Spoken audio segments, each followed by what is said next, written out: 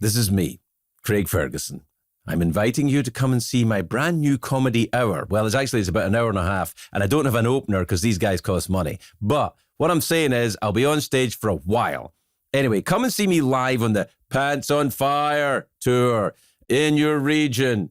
Tickets are on sale now, and we'll be adding more as the tour continues throughout 2025 and beyond. For a full list of dates, go to thecraigfergusonshow.com. See you on the road, my dears. My name is Craig Ferguson. The name of this podcast is Joy. I talk to interesting people about what brings them happiness.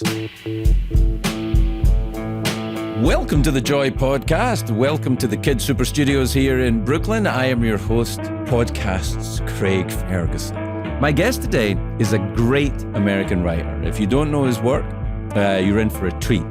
And if you do know his work, you're in for a treat. His name is Lawrence Block.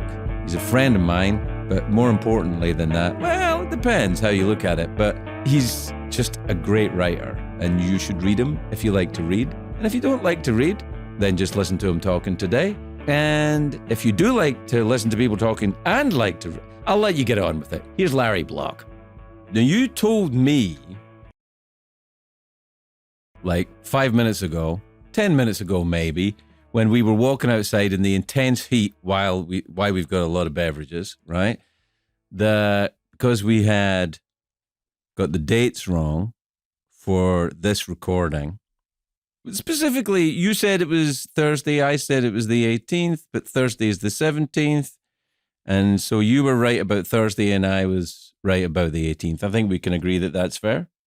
We're here now. That's the main thing. All right. There you go. So you said to me outside as we were walking towards the subway to maybe go home and come back tomorrow that you are retired. You're not going to write anymore. Is that right? That's true. I haven't written in, it's just about 3 years now. I feel like I've heard that from you before, though. No. There have been times I thought I was probably done writing novels and that. But this is categorically different. And it's curious in that in 2022, I wrote 2 novels in the course of the 1 year. I wrote a book called The Burglar Who Met Frederick Brown. Right. Which is a nice way, I think. I haven't read that one. Oh, well, what a treat you have in store. What a treat I have in store. Right. Yes. Don't tell me anything. No spoilers. All right. No spoilers. But it's a fitting volume, I think, to conclude the series on. The Bernie series? The Bernie series, yes. Yeah. And you've done with Scudder. Scudder you finished a while back, right? No, I wrote a final volume of that in 2022 also. I haven't read that either. I thought the Scudder one that you finished with was a drop of the hard stuff.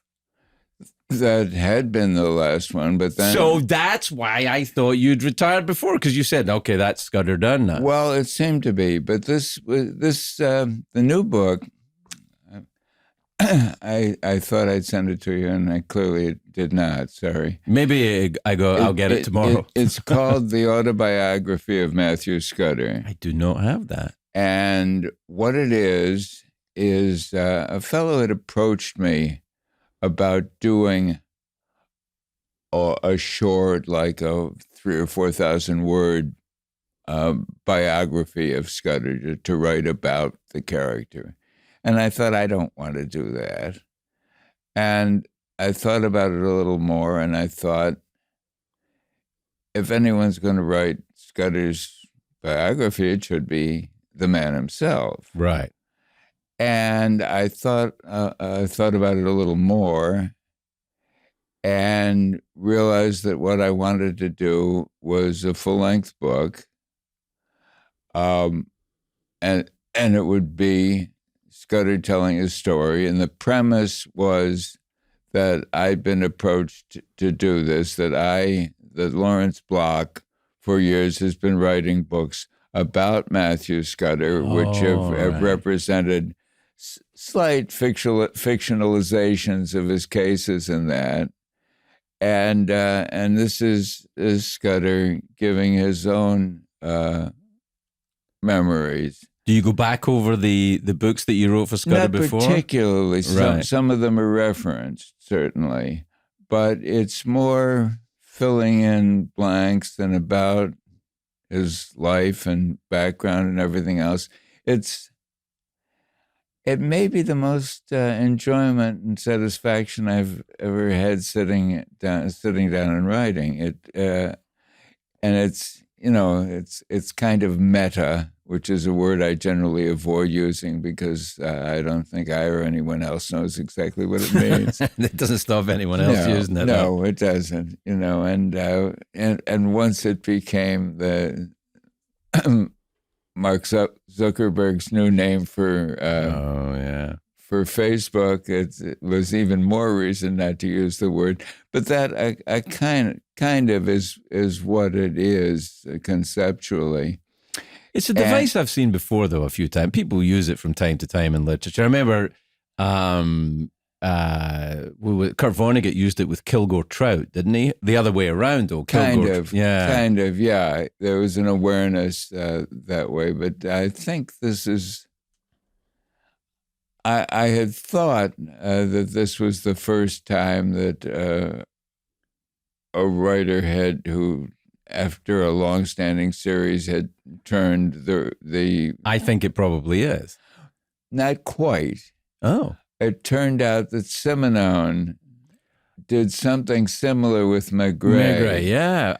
So I got a hold of a copy of that to see what it was like. And fortunately for my ego, it was lousy. It wasn't really. Can I be honest with you about Simenon? A lot of those Maigret books, I'm like, that could use a rewrite, pal. Yeah, a lot of them miss. He was pumping out like one a week. Yeah, but this wasn't terribly interesting. But anyway, I did have a good time with it. And when I finished, I thought, well, gee, that was nice. I wrote 2 books in the course of a year. I'm pleased with both of them. I had a good time doing them. I'll probably write more.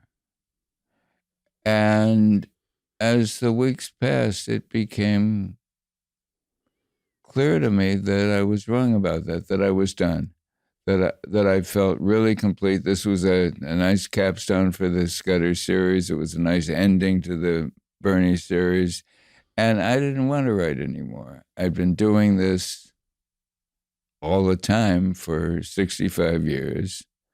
I'd written more books than anybody should read, let alone Have you any idea how many there are? Do you know? Yes, because a fellow has done a marvelous job compiling a bibliography for me, and his list of book titles, individual volumes of mine, which includes anthologies that I edited in that, and there are probably about close to a dozen of those. Right. But it came to about 210 titles, something like that. That's a lot of books. That's a lot of books. It's enough. I feel I've written 4. Yeah. Well, I think that's enough. Yeah. I think 4 is enough.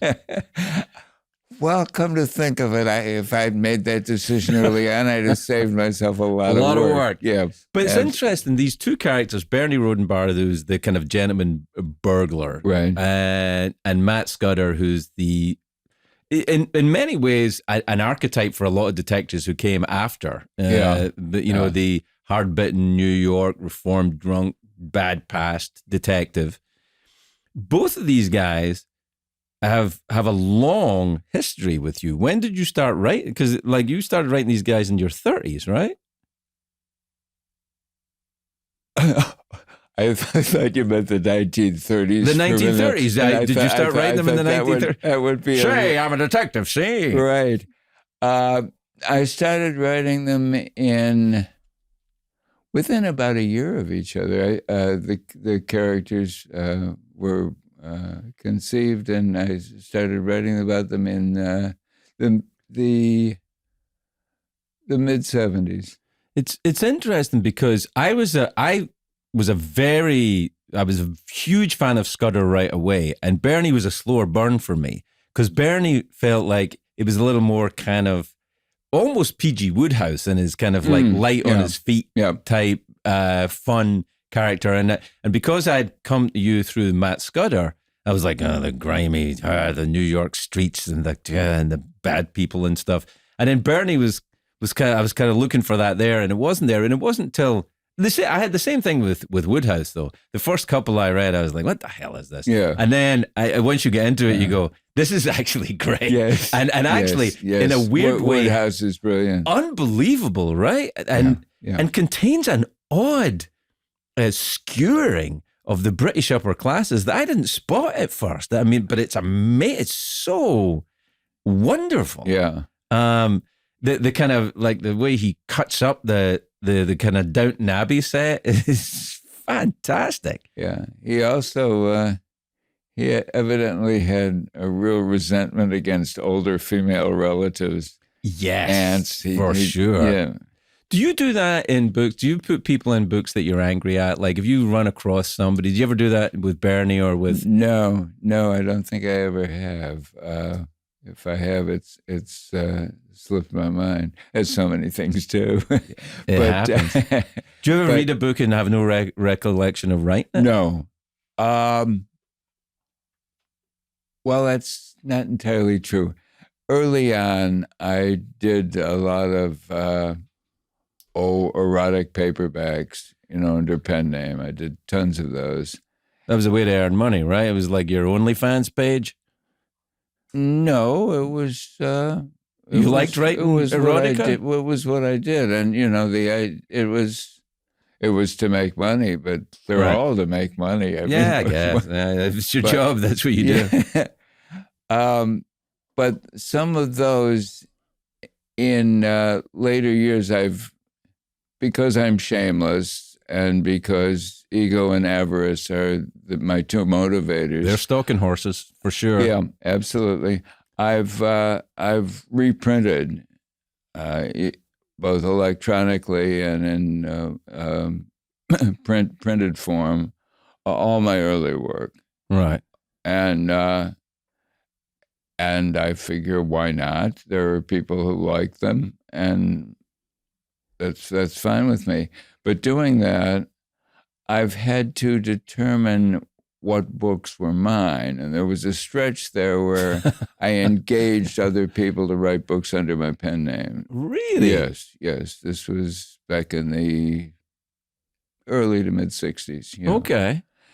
And some of those, I don't remember immediately if I've written them or not. But it never takes more than reading a page for me to know whether it's my work. Whether you wrote it or not. Yeah, I suppose if your output is it's a fairly prolific output. You can't remember all of it. I look at old episodes of late night shows. If something comes up from my old late night show on the internet, I'm like, I have no recollection of that. None. Yeah. I remember most of them, but there were stretches late in the game, in say 1964 or so, when there was one time when my second daughter, my daughter Jill, was born, and I had to pay the obstetrician. This was long enough ago so that people did not routinely have insurance, and so that you could live without it. Yeah, right. Yeah. So I had to come up with $1,000 to pay the obstetrician. Now, of course, that would be the copay. Right. If you had really excellent coverage. If you had excellent coverage, yeah. So I called my then agent and I said, how can I earn $1,000 in a hurry because I want to pay this fellow's bill? And he said, well, I think Bill Hamling, who was a publisher of mine at an outfit called Nightstand Books, he said, I'm sure he'd take an extra book from you this month. So I found 3 days and wrote it. You wrote a book in 3 days? I did. Was it any good? I have no idea. were you taking any stimulants? It was the 60s, did you? No, I did occasionally but not then. It was a little later there that I started using Dexamyl occasionally when I wrote. But and this time I wasn't using any stimulants, and I just went to the office and typed for about 8 hours the first day, and about 8 hours the second day, and about 5 or 6 hours the third day, and then the book was done. That's amazing. I by 20 minutes after the book was done, I'd forgotten the names of all the characters. I mean, they didn't occupy space in my head for very much time. There was no way to remember them. It's. Do you remember the name of the book? Because I'd like to read it. I don't know which one that was. Oh, because I feel like that would be a fascinating kind of almost like automatic writing. You know, the old spiritualist automatic writing thing. I mean, it'd be kind of an interesting exercise. A lot of them were written not at that speed, but frequently in a week. I find that fascinating because they're especially the detective books in particular, are very complicated. The plots these are complicated. Were not detective books by any means.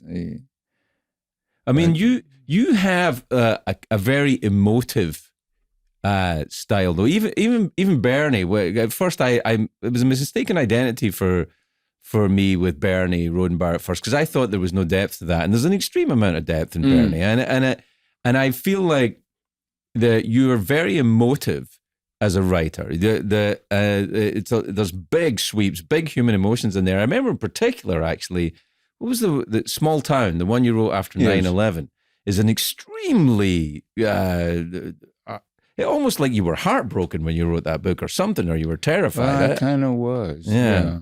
That was a time that imprinted itself rather deeply on one's consciousness. Were you in New York during 9/11? Did you see it all happen? Yes, actually, we were in line of sight of it. Yeah, because you're downtown. Yeah. So, and on the high floor, we saw it. And did that book happen in the aftermath of 9/11? Was it like in the space of weeks, months, days? It was a curious thing because it was a book that I had started before that. Right. And I'd written a chunk of it, introducing a couple of the characters. I probably wrote about 120 pages of it before. And then after 9/11, I thought, well, I can throw this away because the world had changed in some fundamental ways. And certainly the city had changed. Yeah. And a little time passed, and sometime, I think it was in the spring of 2002,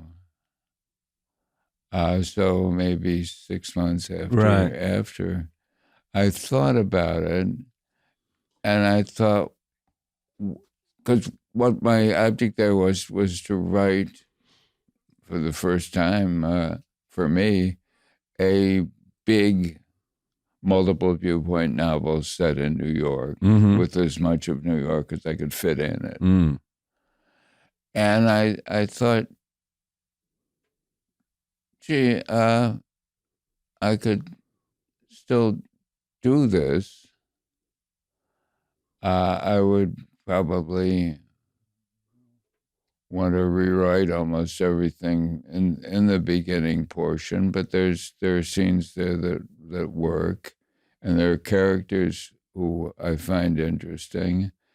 And I thought, I don't want to write a book in which 9/11 happens. Right. I want to write an aftermath book. Right. And did, and it was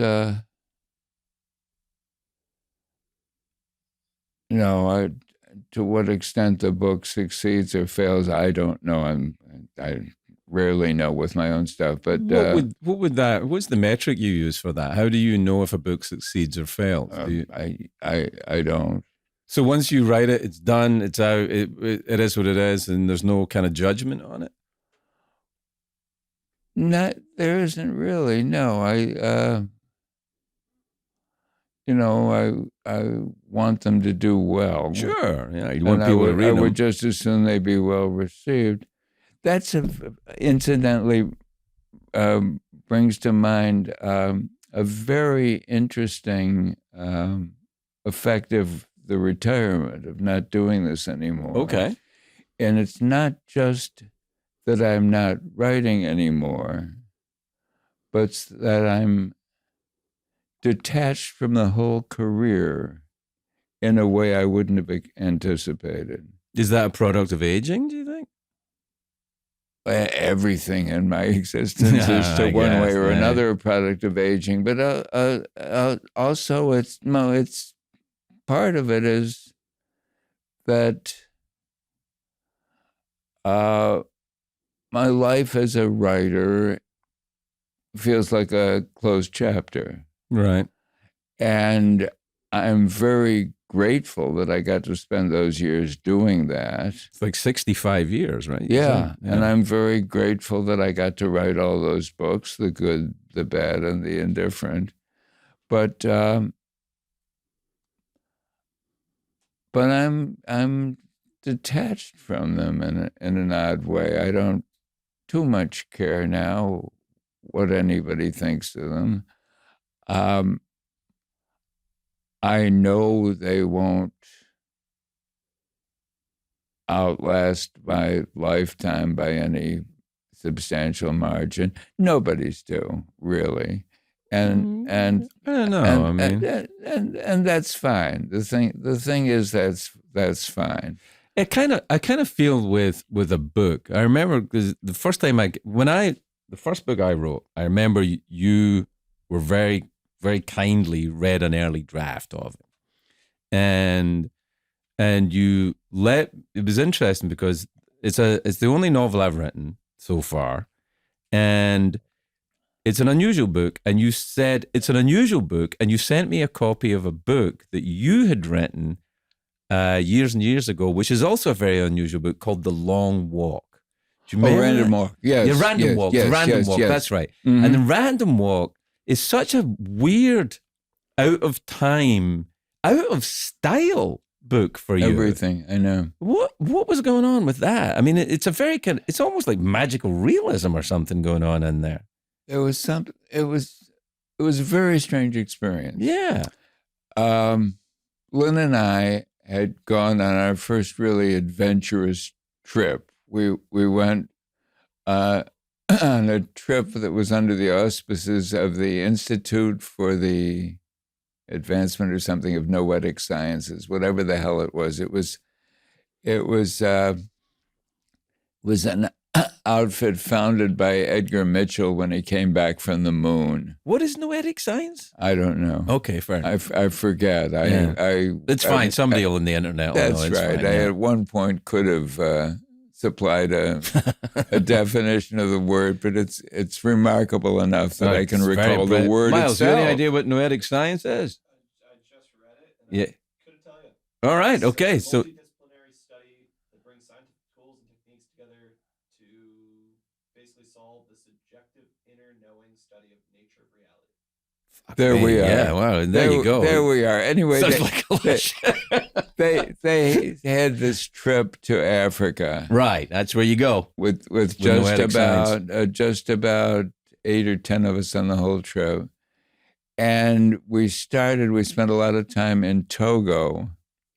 And one thing we did in Togo was we met with a fellow named Akwete, who was, I think he had a German father and a Togolese mother, and he'd grown up there. He'd gone to school, some in Germany and at the Sorbonne. He qualified as a doctor. He decided that wasn't really where he was, and he became this spiritual healer and conductor of voodoo-type ceremonies in Lome, in Togo. And we met him, and he was a powerful personality, and he did this whole thing with... Afterward, one of the things I'd sort of hoped for was that a new direction in my writing would come out of this. Okay. So it ended, and then we went other places in Africa. We went to Cote d'Ivoire, and we went to Mali, and we had a good time, and we came home. And I had booked a session, a space at a writer's colony. The first time I'd ever done that, a retreat where you can go for 2 weeks or a month or whatever it is. And what do? You hang with other writers, or you? You hang with other writers to whatever extent you want, but Right. but what it mostly is that they supply a room for you to work in, a room for you to sleep in, and 3 meals a day, and you go there to work. Right. So I've met some people I've become very fond of at writers' colonies, Right. but that was never the point. The point always is to go there to work. Peace And and quiet. I had the space booked, and I thought I have to go there. It's my first time at a colony.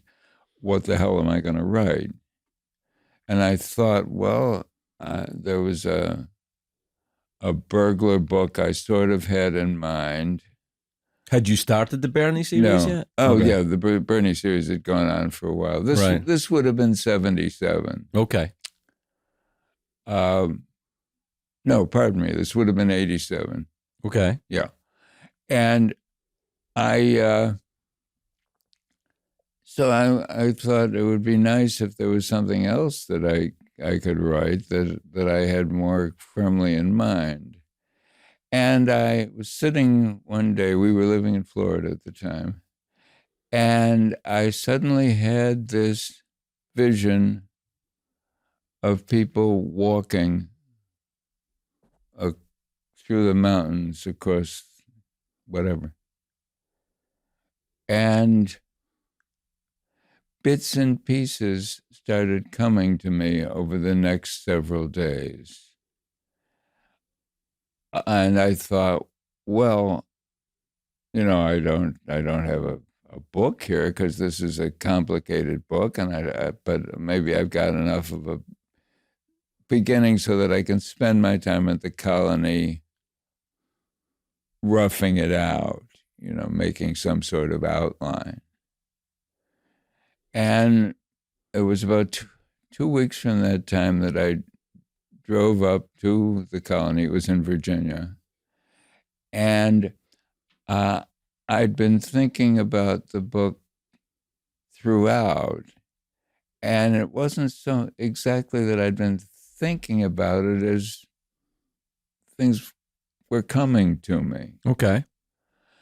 And I got to the colony. I was assigned my room. I was assigned my office.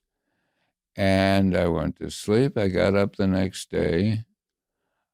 I went to my office and I wrote 20 pages of a novel. Right. And I did that every day for the next 23 days. That'll do it. 20 pages a day. That's a lot. Every day I woke up knowing what would happen in the book that day. That's insane. Though not necessarily the day after that. And when I was done, that was Random Walk.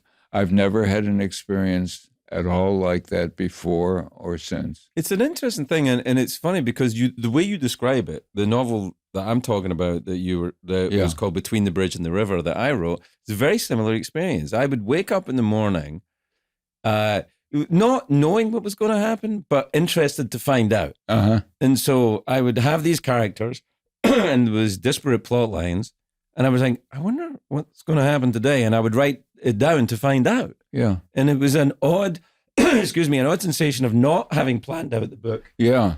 But at the end of it, because anything I've written since then has been autobiographical or anecdotal, with the exception of a short story I wrote for you for that Edward Hopper collection, and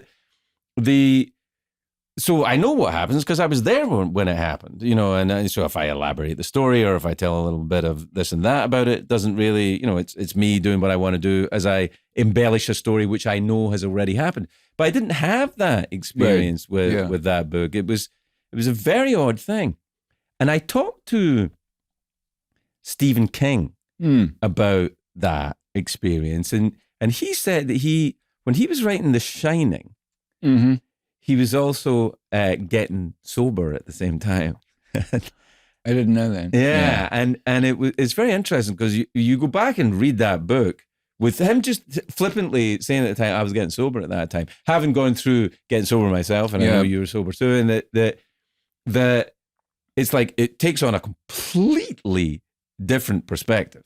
Even looking at the movie, which I don't think he likes, but it's all very different if you look at it the lens through the monster of alcoholism. It's like, oh my God. Yeah.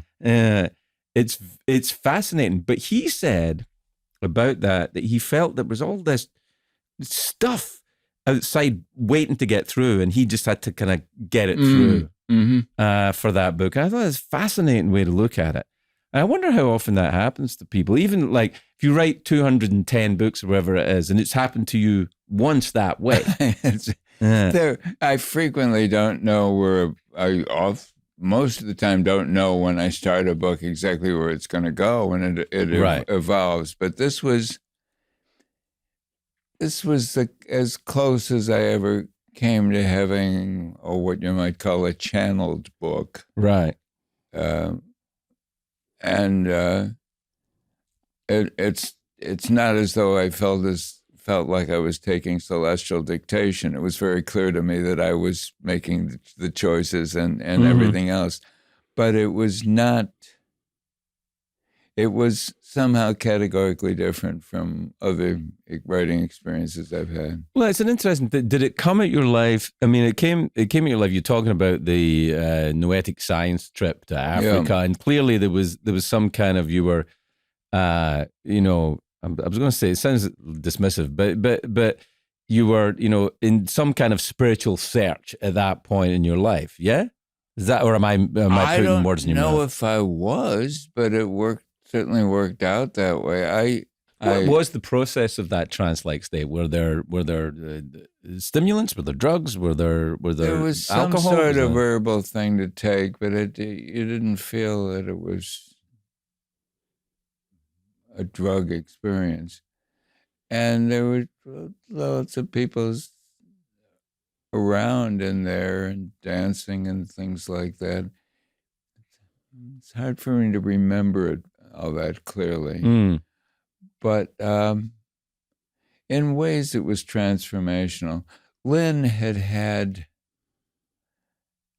not a delusion, but a sense for years that just out of in the corner of her eye, there would be a huge snake.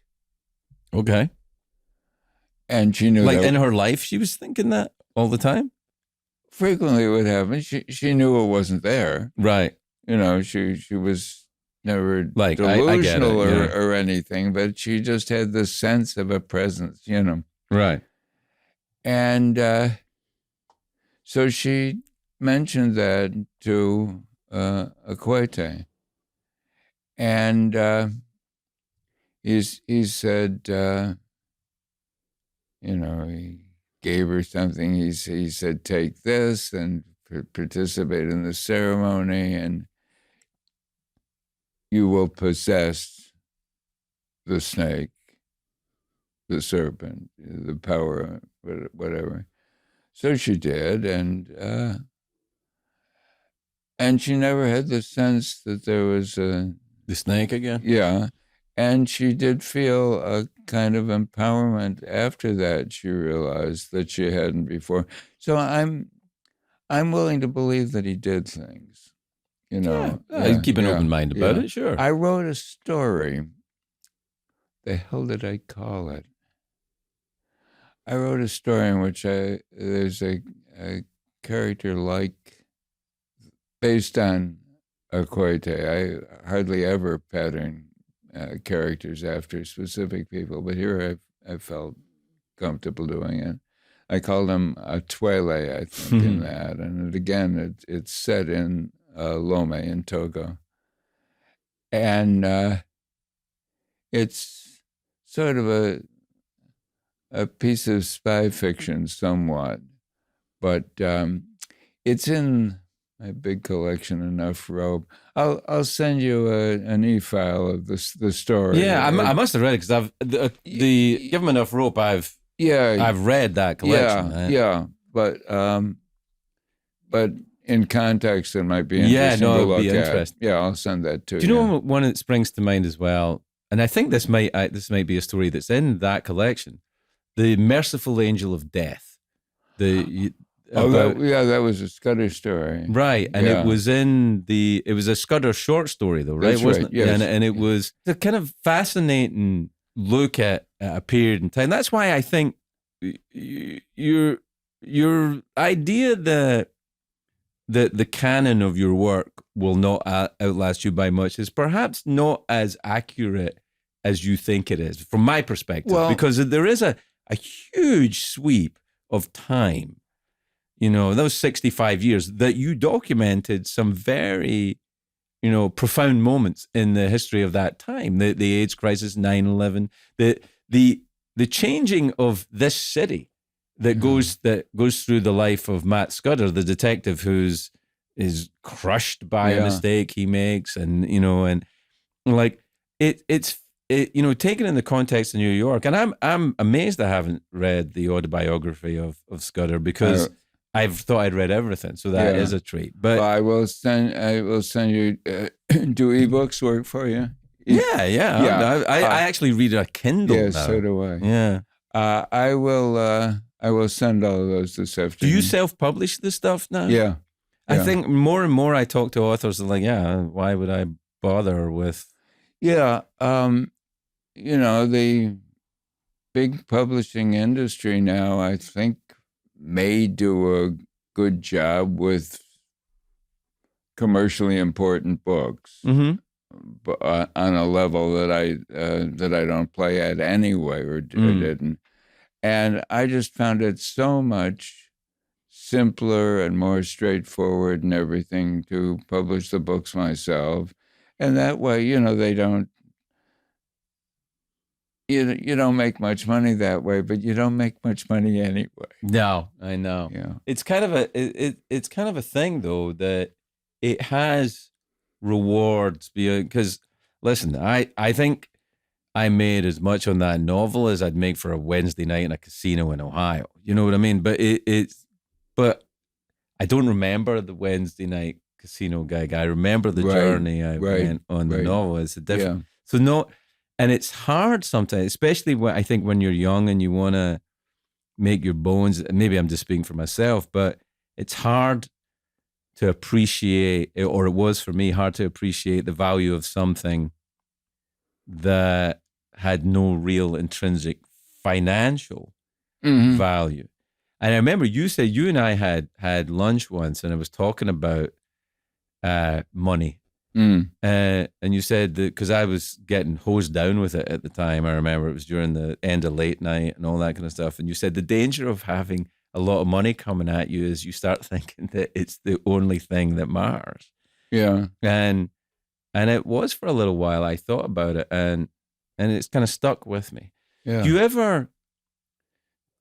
ever think I could have, should have, would have made more money, or should have been more?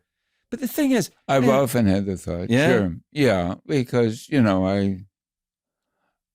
I look at my career, and there never were any big dramatic financial successes. Really, not even with the Scudder series, like when the Matt Scudder movie, the Liam Neeson and all that. I made a decent living, but never, never. There were no. I think one book inched its way onto the Times bestseller list, but that's all. And lots of people whom I've known and been friendly with, have made big money, right? Sure. Yeah. To keep it in proportion, most have made nothing. So, but and I've thought about that, and one thing that struck me was that if I'd had big early success, I'm sure I wouldn't have kept writing for 65 years. Yeah. Yeah. And also, it's hard to know how much you tell yourself because you want to hear it, but I'm I'm happy with the way things turned out. I think I reached just about the level of success that was best for me. Yeah. Yeah. I understand that. I think because I especially people like us who, have taken the kind of the alcoholic bronco for a while, that I've seen people who succeed so much after they get sober that they don't do so well with it. Yeah. And there may be, I mean, there's been decisions I've made when I thought, I don't care enough about this. And I feel like it might be dangerous. And there have been times when I have been achieving, it's usually some financial or some kind of kudos that makes me forget something I heard in a meeting in Glasgow, when an old lady said to me, she's probably the same age as I am now, but like you say, but she said, "Aye, son, if you forget what you are, if you forget what you are, it'll not matter who you are because you won't be there." I'm like, that's okay. Yeah. And I think that the idea of the success that's appropriate for what you can handle is a nice one. Yeah. It's a way of maintaining some kind of gratitudinal equilibrium, which is a phrase that I picked up in my nice one. Yeah, in my, where did I get that? In that the science thing. What did we call that science thing? Noetic science. It's my noetic science phrase. Gratitudinal equilibrium. But what about now? You said to me when we were hanging around outside, you said that you feel like you're happier now than you've ever been. You think that's right? I think I'm having a better time these days than I can recall. And I'm enjoying the life I'm leading in retirement. As I think I mentioned before, I've become an absolute gym rat. I'm at my local gym. What do you do at the gym? You lift weights and walk around? I do weights work, and I generally put in about a half hour on the treadmill. Wow.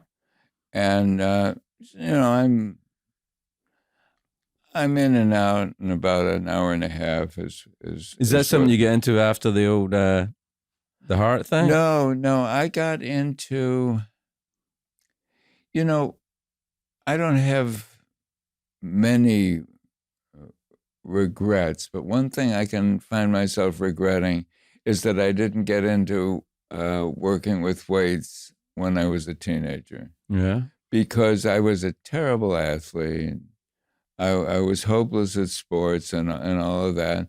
But lifting weights, that I could have done. Yeah. And I think I could have enjoyed it and stayed with it and things like that. As it is, I got into it finally when I was about 40. And have, there have been times when we didn't live near a gym or where I didn't go that frequently, but I've been a member where I am now for about almost 25 years. Right. I joined this gym shortly after 9/11, and I'd been going to another one in the neighborhood before that, but it closed. And I really enjoy it. I started lifting weights. I hadn't done it for years.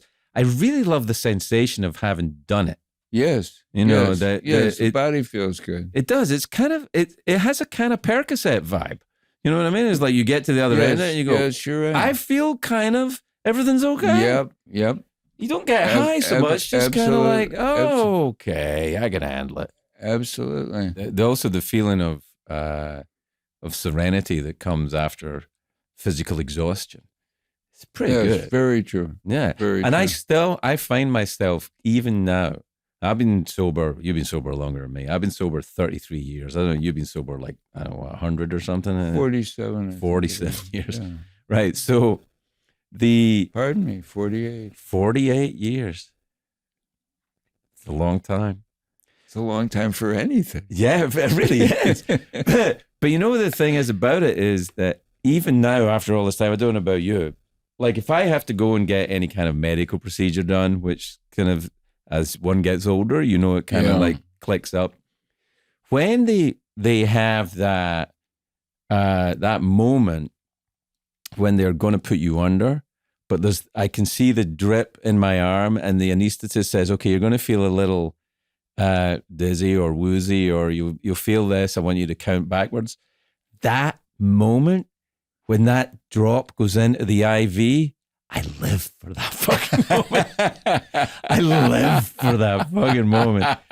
So when they say, oh, you're going to need a scope or a thing, I'm like, okay, is there propofol involved? Because I'm there. And that when they drop that thing, because I can't have it, you know, I can't have it unless I, you know, but when they drop that, I remember I even said to the guy, the last time I had it done was a couple of years ago, I said to the anesthetist, he said, okay, I'm just going to drop this in. I'm going to count backwards. And as the drop went in, I said, can I stay here?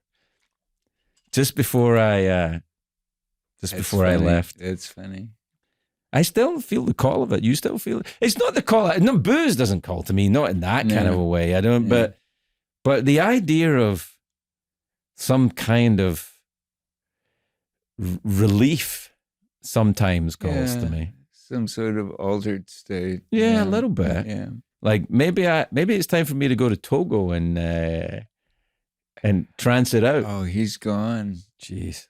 So let me ask you now then, because we're about out of time, but just before we go, I want to ask you, given the fact you wrote books for 60, or stories, you wrote everything for 65 years, and now you don't write at all, what do you do? Well, as I said, I go to the gym. You go to the gym? I read. Mm-hmm. I listen to music. Mm-hmm. I hang out with my wife. Mm-hmm. Who's a lovely woman, so that makes sense. Yes, indeed. Mm-hmm. That's a delight. Mm. Patient, I would imagine, as well.